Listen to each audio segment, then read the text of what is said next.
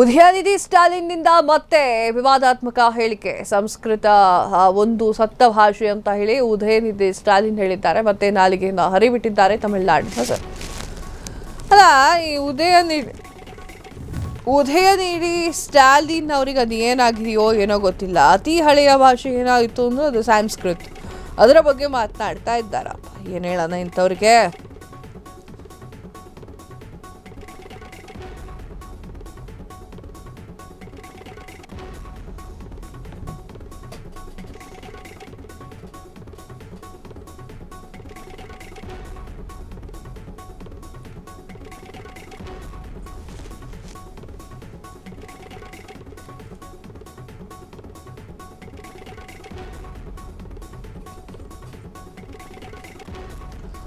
ಉದಯನಿಧಿ ಸ್ಟಾಲಿನ್ನಿಂದ ಮತ್ತೆ ವಿವಾದಾತ್ಮಕ ಹೇಳಿಕೆ. ಸಂಸ್ಕೃತ ಒಂದು ಸತ್ತ ಭಾಷೆ ಎಂದಿರುವಂತಹ ಉದಯನಿಧಿ ಸ್ಟಾಲಿನ್ ಮತ್ತೆ ನಾಲಿಗೆ ಹರಿಬಿಟ್ಟಂತಹ ತಮಿಳುನಾಡಿನ ಸಚಿವ. ಇತ್ತೀಚೆಗೆ ಸನಾತನ ಧರ್ಮವನ್ನು ನಿಂದಿಸಿದಂತಹ ಉದಯನಿಧಿ ಪದೇ ಪದೇ ವಿವಾದಾತ್ಮಕ ಹೇಳಿಕೆಯಿಂದಲೇ ಚರ್ಚೆಗೆ ಆಗ್ತಿರುವಂತಹ ಸ್ಟಾಲಿನ್ ಪುತ್ರ. ತಮಿಳುನಾಡಿನ ಬಿಜೆಪಿ ವ್ಯಾಪಕ ಖಂಡನೆ, ಕ್ಷಮೆ ಯಾಚಿಸುವಂತೆ ಭಾರಿ ಆಕ್ರೋಶ ವ್ಯಕ್ತವಾಗ್ತಾ ಇದೆ.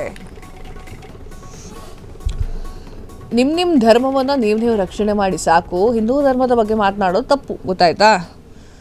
ಯಾರೇ ಆಗಿರಲಿ ಅದು. ಕಳೆದ ವರ್ಷ ಸನಾತನ ಧರ್ಮ ಡೆಂಗ್ಯೂ ಮಲೇರಿಯಾ ಇದ್ದಂತೆ ಅಂತ ಹೇಳಿ ಭಾರಿ ಸುದ್ದಿಗೆ ವಿವಾದಾತ್ಮಕ ಹೇಳಿಕೆಯನ್ನು ನೀಡಿದಂತಹ ತಮಿಳುನಾಡಿನ ಡಿಸಿಎಂ ಉದಯನಿಧಿ ಸ್ಟಾಲಿನ್ ಅವರ ಹೇಳಿಕೆ ಮತ್ತೊಂದು ವಿವಾದಾತ್ಮಕತೆಯನ್ನು ಹುಟ್ಟುಹಾಕಿದೆ.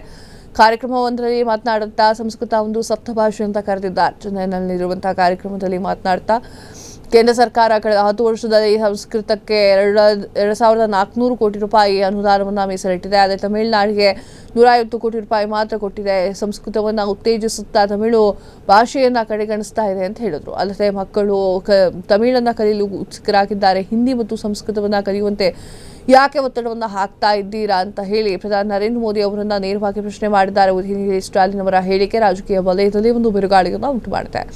ಬಿಜೆಪಿ ನಾಯಕಿ ಮತ್ತು ತೆಲಂಗಾಣದ ಮಾಜಿ ರಾಜ್ಯಪಾಲ ತಮಿಳಿಸೈ ಸುಂದರರಾಜನ್ ಪ್ರತಿಕ್ರಿಯೆ ನೀಡಿದ್ದು, ತಮಿಳುನಾಡಿನ ಸಂಸ್ಕೃತಿಯು ಇತರ ಭಾಷೆಯನ್ನ ಕೀಳಾಗಿ ನೋಡುವುದು ತಪ್ಪಲ್ಲ.